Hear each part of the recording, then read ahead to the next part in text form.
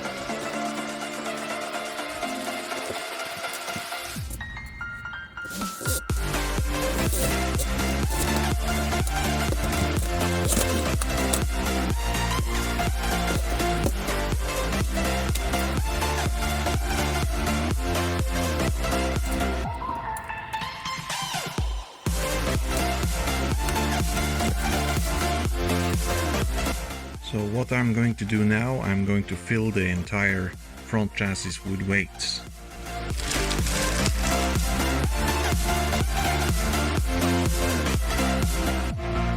So all the weights are in and it feels heavy. Now let's assemble the rest.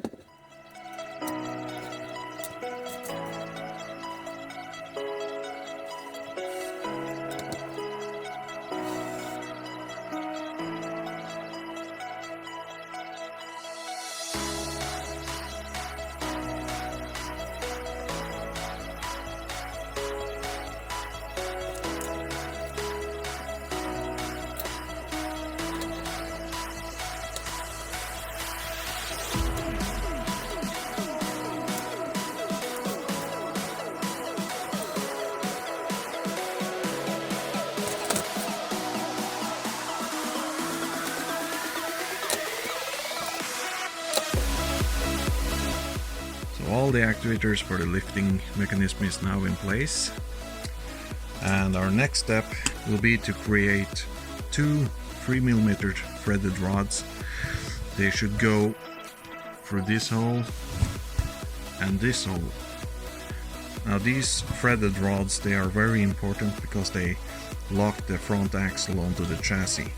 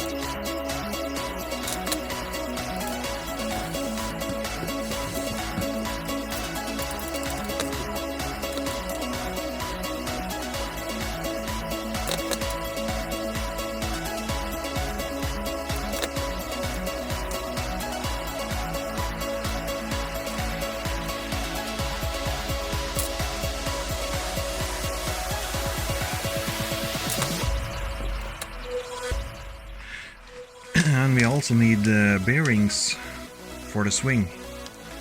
Now I'm going to press fit these bearings in these holes.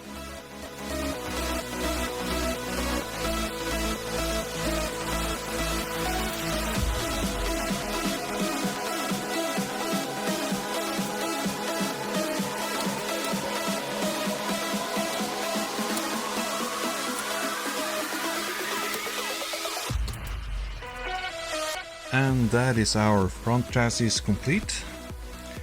Now let's put that aside and begin assembling the arms.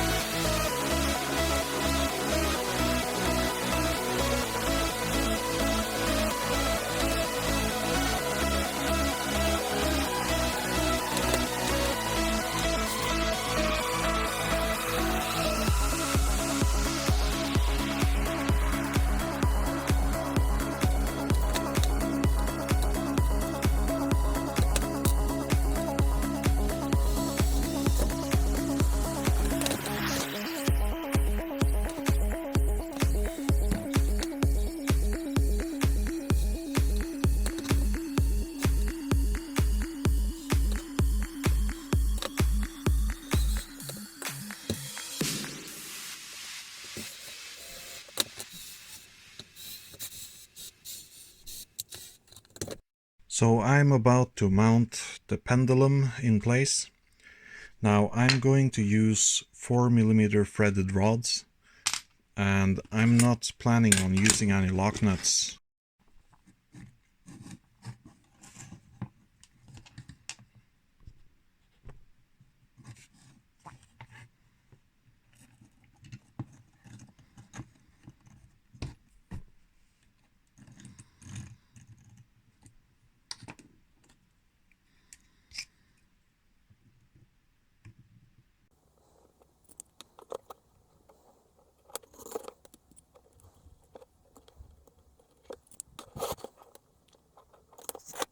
So the reason why I'm not using lock nuts for this piece is because I want it to look as clean as possible, and these big lock nuts, they just ruin the entire look. Now on this end I'm going to use this smaller rod end to sit in here. Now this end I can't even have lock nuts on, because once it's in there, this will go between these two plates, and the lock nuts, they would just crash into this.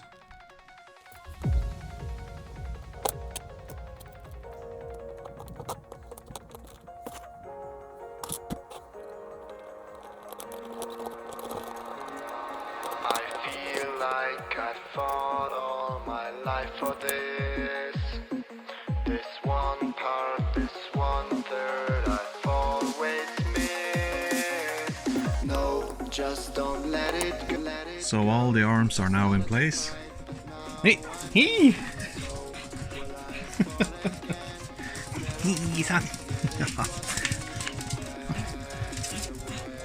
I'm gonna walk the dogs and I'll be back soon.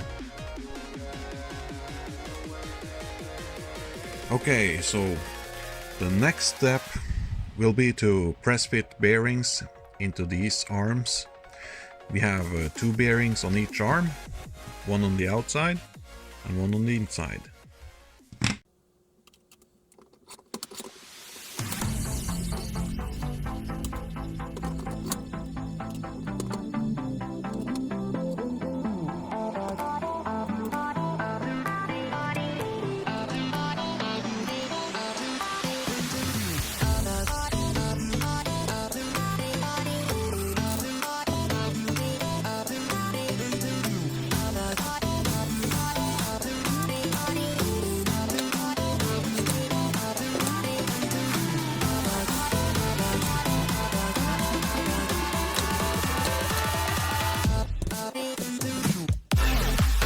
So I'm going to attach this bucket tilt cylinder onto the Pendulum.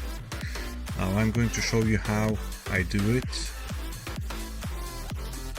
I'm gonna use this one. It's a 4mm threaded rod.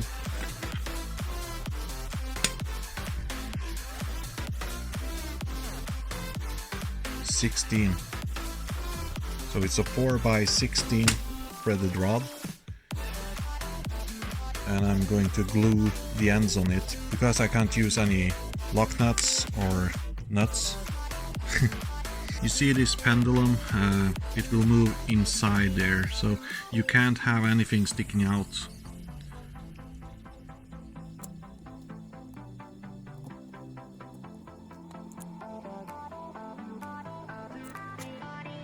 So the front chassis is now starting to look like something.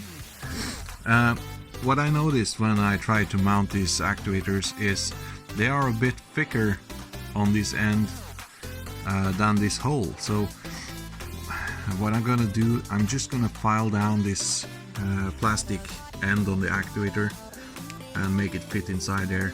The difference is so small that when you file it down, it won't matter.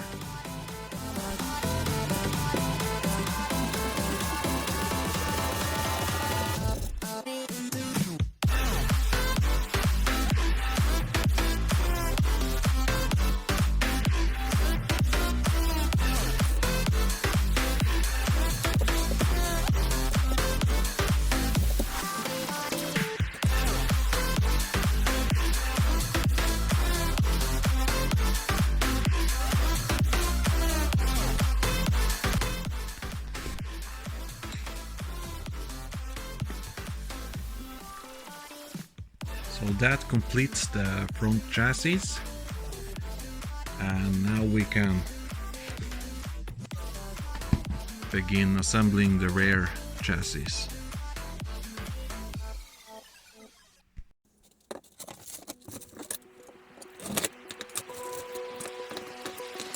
Open eye, feel the waves cut through me, hypnotized by the sounds I'm breathing in. Hold tight, chemicals collide.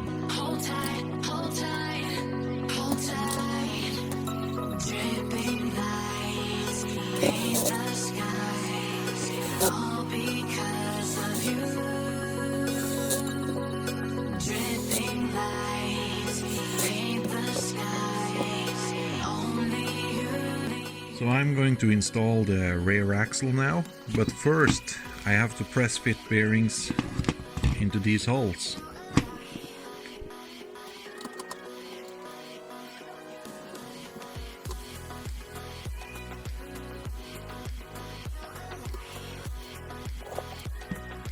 So this is how I install the rear axle.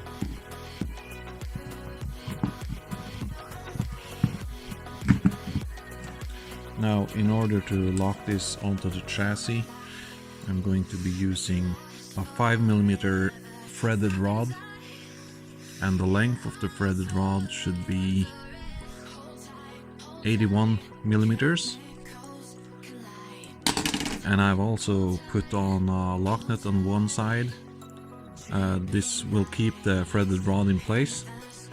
And don't worry about it coming back out again, because once we mount the rear bumper on, it will keep this in place. Now let's see if I have the holes lined up correctly.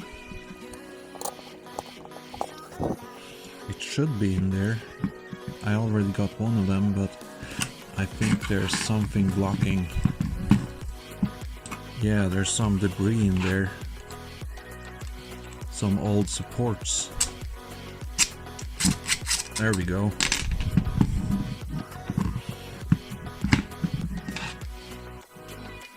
Now, let's try again. Lift it a little up.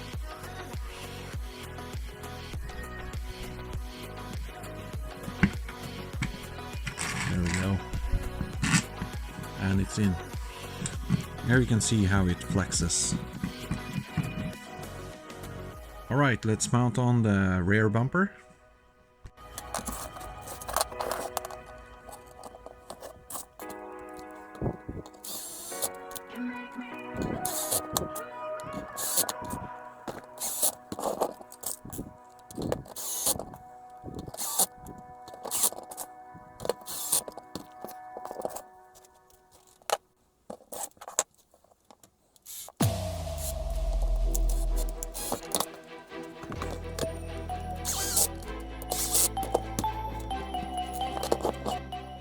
So these two last screws right here, I strongly suggest that you use a self-tapping screw. Now I didn't have any long screws to use there, so I have to use these metric ones, and these don't really work that well, so don't do like I do.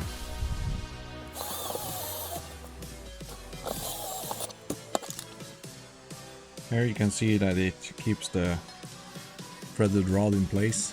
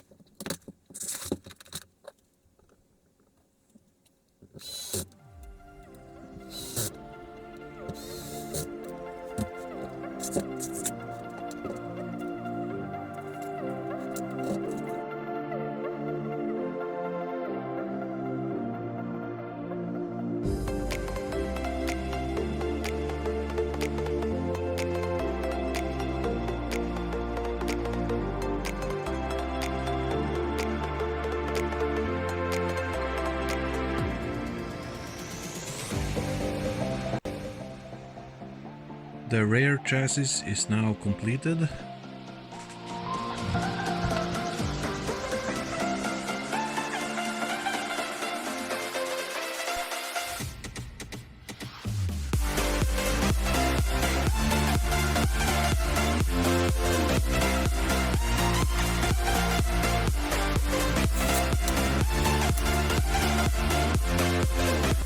Now, before I mount these wheel hubs onto the chassis, I'm going to mark out where these set screws hit on this axle, and then I'm going to use the Dremel and create a groove so that when I screw these set screws in, they will lock onto the motor so they can't come out again.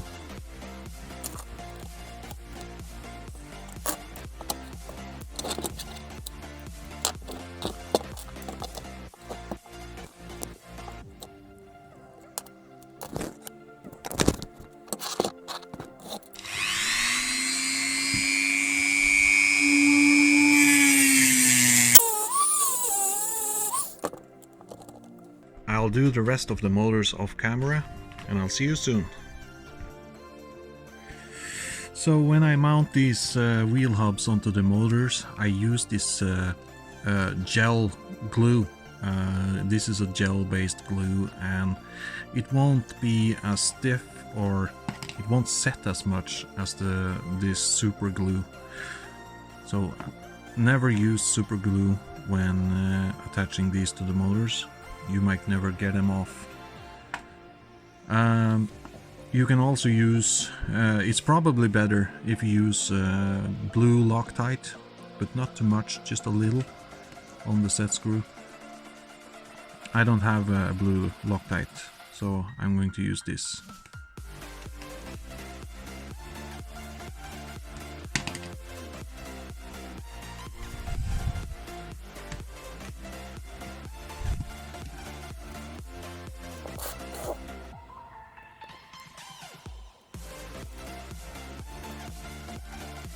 Be careful to not over tighten the screws, because the heads, they don't really take much torque. They will get destroyed easily. Now that's one, and I'll continue on off camera.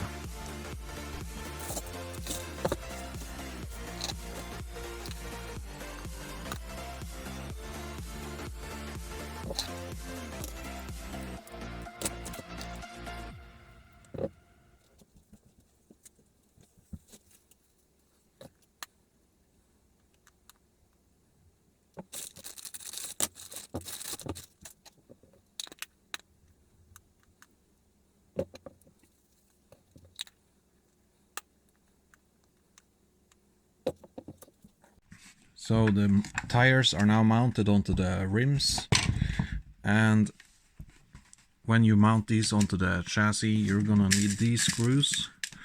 Now these are 2mm by 10mm self-tapping screws, and as you can see, there's a lot of them.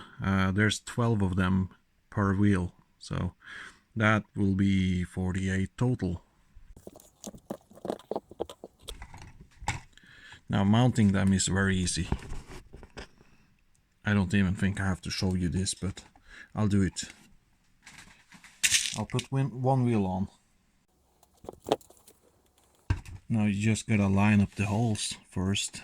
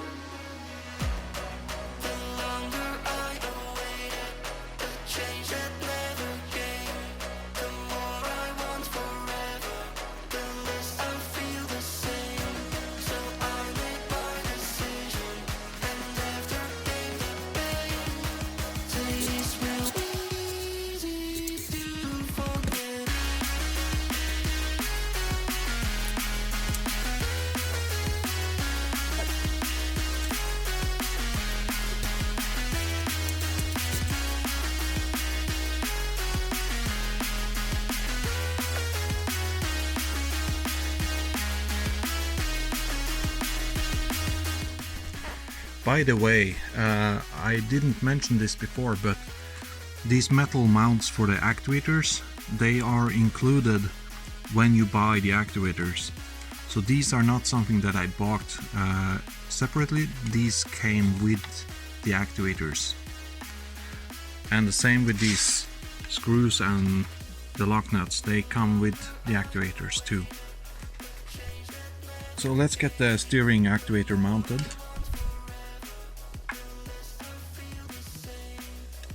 I have to extend it a bit, I see.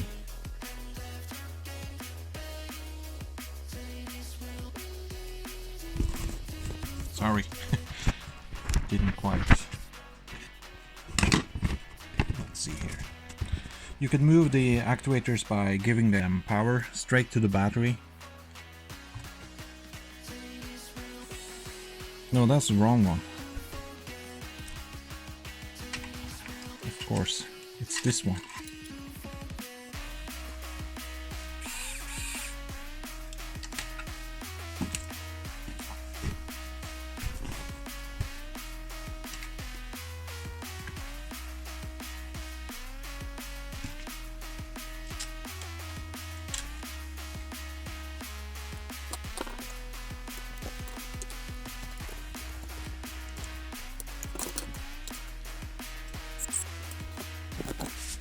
So now the front and rear chassis have been joined together, and this thing is starting to look like something.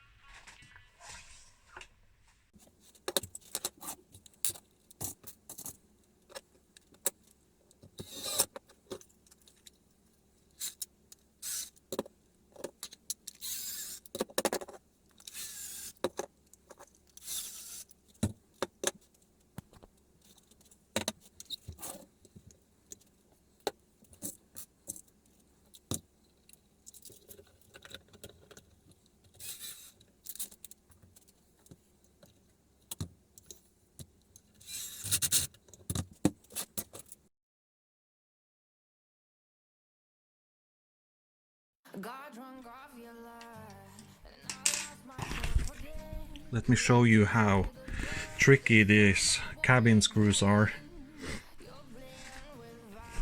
Let's see. You can see it way up. Focus. There it is. There we go. So you have to have a tool to, or you can take off the tire if you want, but I have this long tool that I use for this. You just put it up there. You can see it right here, like so. So the cabin is now mounted, and let's put it back on its wheels.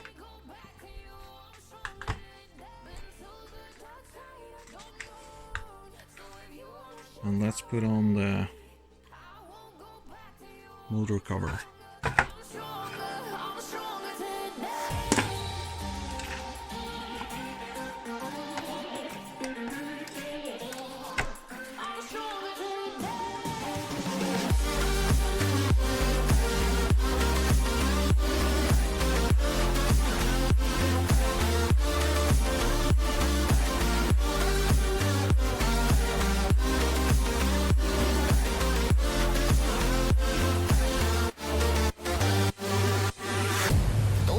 Próxima para enloquecerme, pero voy a line que yo ya sé que de ti. I got to stay.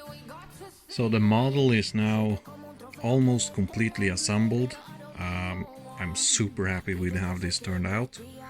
Of course, I didn't print a bucket for this Volvo yet. In fact, I haven't even designed any yet. So this is a Cat 950 bucket, and they are universal on the loaders.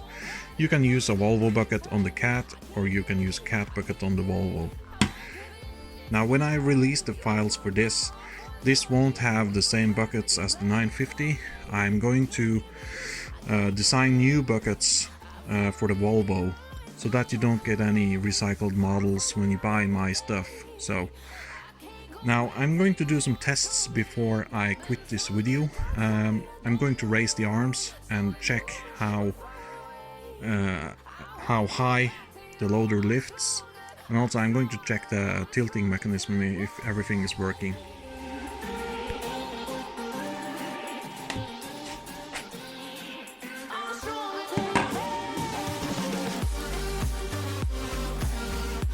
So here we go, we're lifting the arms.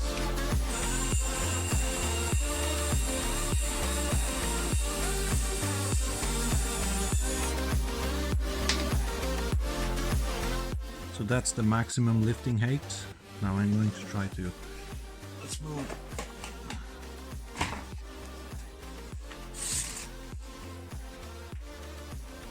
There we go. Now I'm going to measure up to these mounting screws on the bucket. In fact, let's take that off. So this loader lifts 29 centimeters high. That's 11.5 inches. Now that's better than the Caterpillar, and I'm happy with that. So now let's check if the bucket can tilt enough to drop the material.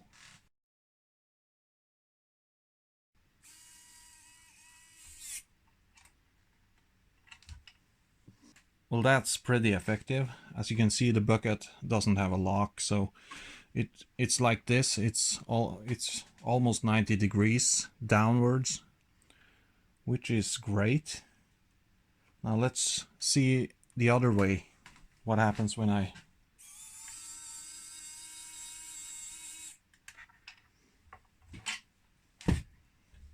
That is perfect. That's gonna hold the load when it's lifted all the way up. Alright, let's lower the arms and see if the bucket stays at the same angle.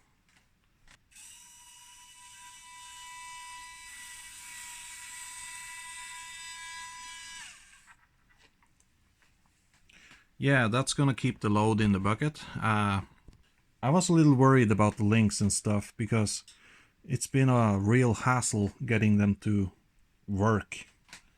I mean, the geometry and stuff, it's just so complicated with all the links. With a Caterpillar machine, I mean the other loader that I made, it had 2 links, and this one has 5. So it was a nightmare figuring that out.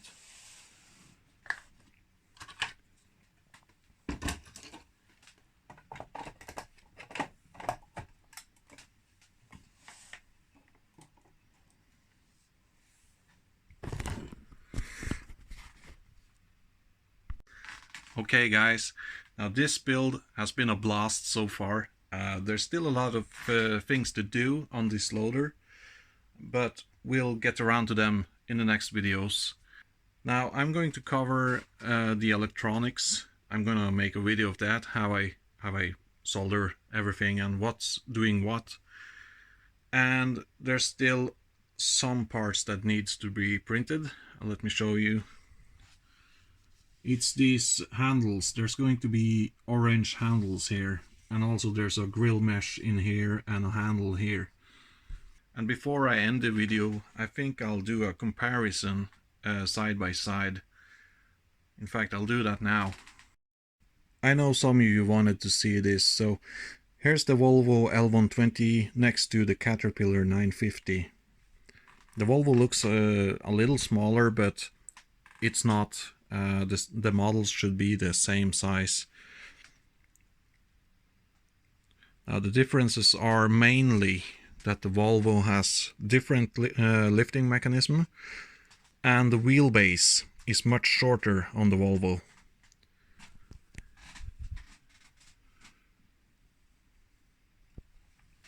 I'm not sure if you can see it in the video, but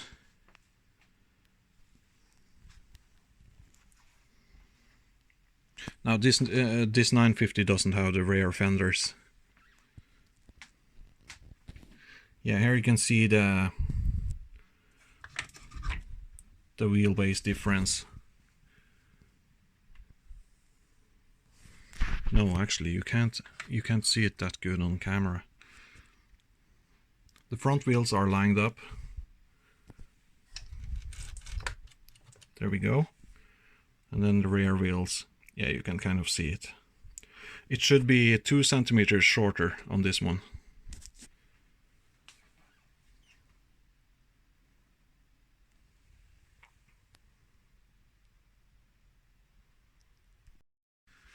Okay guys, I'm going to end this video here. I got a lot of things done today, so I'm very happy with how this turned out. And as I said earlier, there's still a lot of things to do. So I'll see you in the next one. Bye bye.